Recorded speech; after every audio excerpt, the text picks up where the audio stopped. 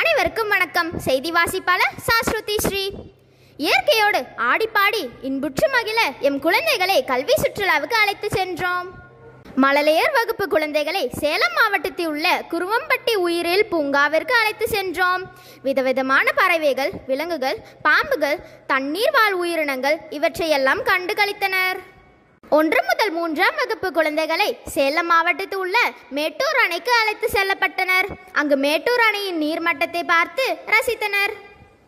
மேலும் அங்கு உள்ள பூங்காவில் மான்கள், முயல்கள், பறவைகள், பாம்புகள் இவற்றை பார்த்தனர். மேலும் கைலாசநாதர் கோவிலுக்கு சென்று கைலாசநாதரை தரிசித்தனர்.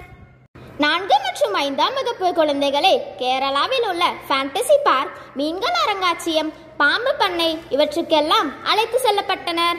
ஃபேண்டசி பார்க்கில் குழந்தைகள் தண்ணீர் விளையாட்டுகளை ஆனந்தமாக விளையாடினர்.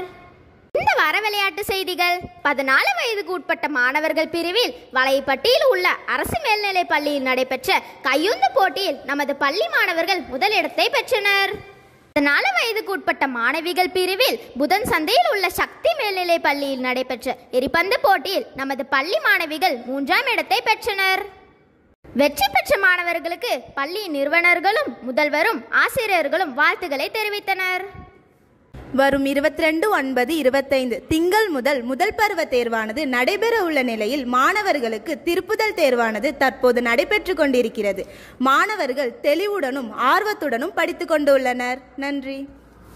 மேலும் என் செய்திகளை அறிந்து கொள்ள தொடர்ந்து இணைந்திருங்கள் கொங்குநாடு மெட்ரிக் நியூஸ் எக்ஸ்பிரஸ் உடன். வீடியோ பாருங்க, மறக்காம சப்ஸ்கிரைப் பண்ணுங்க.